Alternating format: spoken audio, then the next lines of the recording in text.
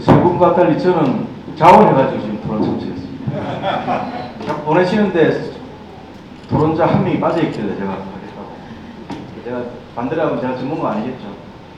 제가 사실은 기술예약과 관련해서 제가 2003년도에 저기 여기 포닥 가기 전에 제가 기술대 근무했었는데 그때 하도 그 제 선배들인 누구죠? 김한석 교수님 또 김동환 교수님 그다음에 또 이영희 교수님은 도저히 못 살게 불릴래. 왜냐하면 이게 정부 중심 무대인데 이거 갖다가 시민 참여 이런 얘기 하길래 할 수 없이 제가 한국 기술영향평가를 해내가지고 그 한 프로포절 쓰고 실제 할 때 저 도망가가지고 그다음에 그분들한테 욕금 엄청 먹었습니다.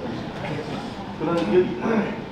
사실은 제가 시간 많지 않기 때문에 오늘 제가 말씀드린 요지만 말씀드리면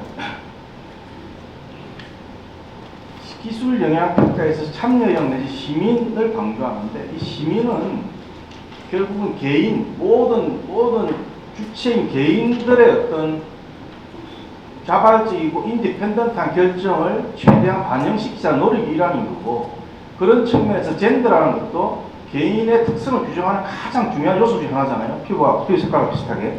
그렇기 때문에 그런 측면에서 상당히 이제 개인, 시민, 그리고 젠더 이게 하나의 어떤 카테고리에 묶일 수 있고 그런 측면에서 시민 참여형, 기술 영향 평가 중요하다 이 말씀 드릴 겁니다. 제가 요즘 유행하는 얘기 뭐죠?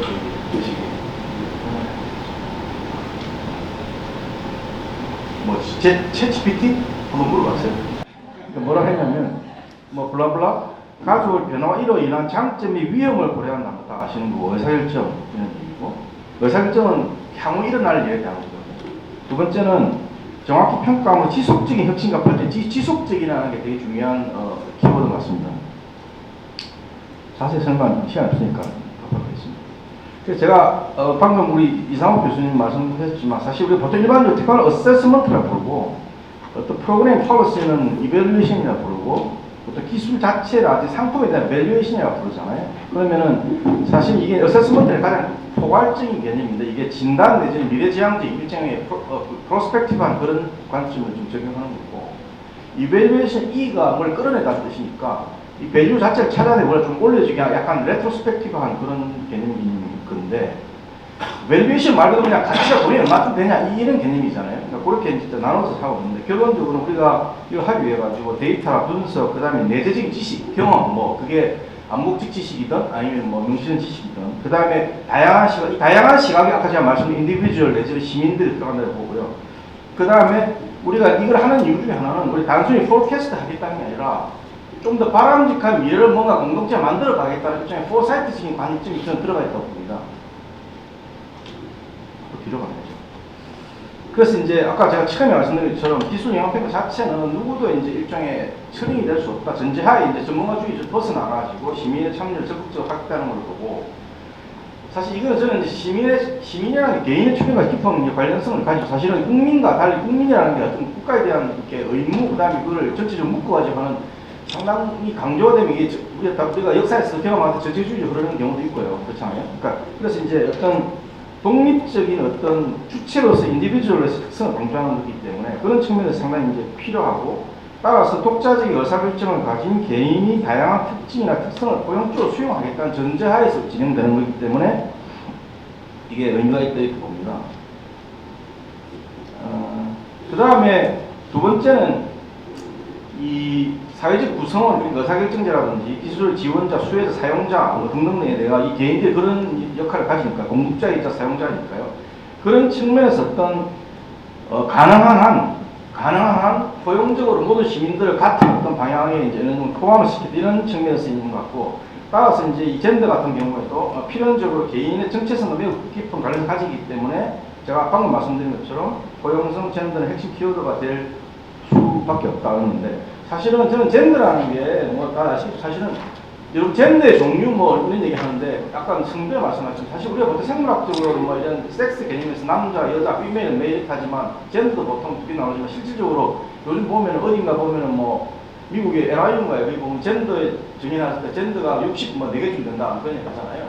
실제로 바이럴이 아니라 그건 반대로 얘기하면 개인이 자기의 어떤 정체성을 어떻게 아이덴티파이 하는 그런 문제이기 때문에 따라서 사실은 아주 이상적인 얘기하면 젠더라는 게 수백만 개 될 수 있다는 거잖아요. 그런 측면에서 이제 제가 계속 말씀드리지만 어떤 누구한테도 영향받지 않는 개인들이 어떤 독립적인 의사 그리고 내가 어떤 식으로도 뭐 사회 변화에 어떤 식으로 기여하겠다 내가 생각한다는 걸 갖다가 최대한 어떤 포용적으로 이렇게 하기 위한 하나의 수단이 이제 기술 영향 평가가 수단 중 하나가 그렇다 이렇게 말씀드리고 싶고요.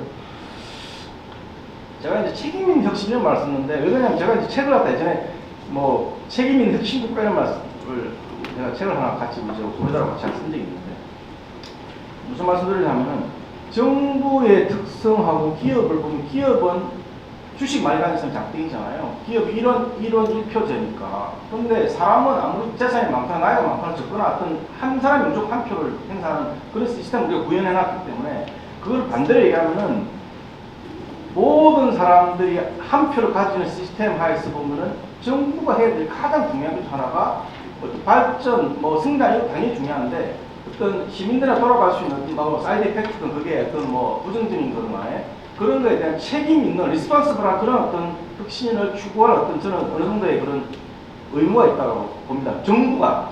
그래서 이제 그런 게 이 기술 영향 평가라는 게 책임 있는 혁신 내지는 책임 있는 혁신 국가를 만들기 하나의 아주 중요한 수단 중에 하나다 이렇게 주장을 하고 싶고요. 마지막으로 지금 다 아시는 것처럼 기술 영향 평가를 갖다 우리는 이제 행정행위 비슷하게 해가지고 정부에서 하는 걸로 거의 유일한 나라입니다. 아까 OTA 말씀하신 OTA 같은 경우 72년도에 미국 의회에 만들어서 다른 다 민간 음식이잖아요.